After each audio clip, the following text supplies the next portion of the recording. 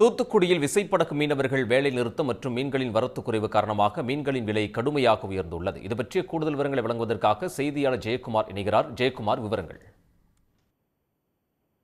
தூத்துக்குடி மீன்பிடி துறைமுகத்திலிருந்து விசைப்படகு மீனவர்கள் கடந்த 6 நாட்களாக கடலுக்கு செல்லவில்லை.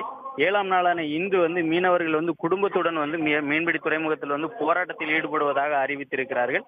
இந்த நிலையில் திரேஸ்புரம் நாட்டுப்படகு மீன்பிடி துறைமுகத்திற்கு மீன்களை வாங்க பொதுமக்கள் கூட்டம் அலைமோதியது.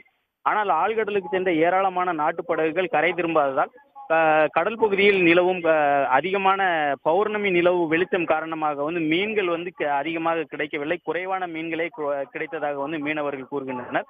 இதன் காரணமாக திரேஸ்புரம் நாட்டுப்படகு மீன்பிடி துறைமுகத்தில் மீன்களின் விலை கடுமையாக உயர்ந்து காணப்பட்டது.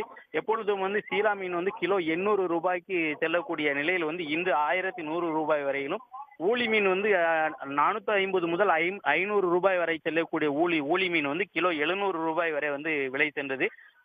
விலை மீன் 450 முதல் 500 ரூபாய் வரை செல்லக்கூடிய விலை மீன் 650 ரூபாயும், பாறை மீன் 500 ரூபாய், ஒரு கட்டா மீன் ஒரு கூட 700 ரூபாய் என அதிகமாக விலை சென்றது.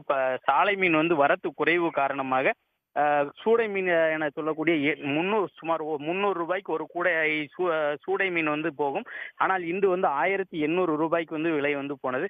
மக்கள் அதிகமான மக்கள் இந்த மீன்களை வாங்க திரேஸ்புரம் நாட்டுப்படகு மீன்பிடி துறைமுகத்தில் குவிந்திருந்தார்கள். மீன்களின் வரத்து மிகவும் குறைவாக இருந்தாலும் விலையையும் பொருட்படுத்தாமல் மீன்களை மக்கள் வாங்கி சென்றனர். நாளை விடுமுறை நாள் என்பதாலும் தூத்துக்குடி மீன்பிடி துறைமுகத்தில் படகுகள் செல்லாததாலும் இன்று மீன்கள் விலை அதிகமாக இருந்தது. மக்கள் விலையையும் பொருட்படுத்தாமல் வாங்கி சென்றனர். ஜெயக்குமார், தகவல்களுக்கு நன்றி.